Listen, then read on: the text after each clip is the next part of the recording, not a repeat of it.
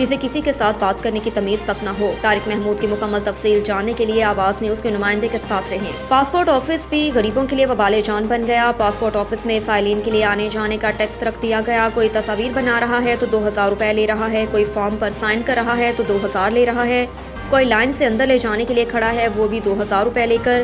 اب پاسپورٹ ہزاروں میں بکنے لگا۔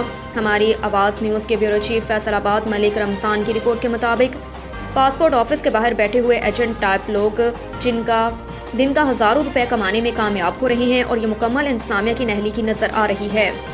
ملک رمضان کا کہنا ہے کہ لمبی لمبی قطاریں اس وقت پاسپورٹ آفس کے باہر آپ کو نظر آئیں گی اور ایجنٹ حضرات اپنے پیسے کمانے کے لیے ان کو بلیک میل کرتے ہوئے نظر آتے ہیں اور ہر کام کے ہزاروں روپے لیے جا رہے ہیں۔ جو شخص پیسے دینے سے انکار کرے اس کو گیٹ سے باہر نکال دیا جاتا ہے، لیکن اس بات سے پاسپورٹ انتظامیہ بے خبر نظر آ رہی ہے اور ان کے کان سے جون تک نہیں رینگتی، نظر نہیں آتی۔ ملک رمضان نے کہا کہ کل پاسپورٹ بنانے کے بہانے پاسپورٹ آفس جب پہنچا تو میرے ساتھ بھی یہی سلوک کیا گیا۔ ہمارا انتظامیہ سے یہی کہنا ہے کہ اگر اس کرپشن کو فوری طور پر نہیں روکا گیا تو آہستہ آہستہ یہ لوگ عوام کو لوٹنے میں مزید اضافہ کرتے چلے جائیں گے۔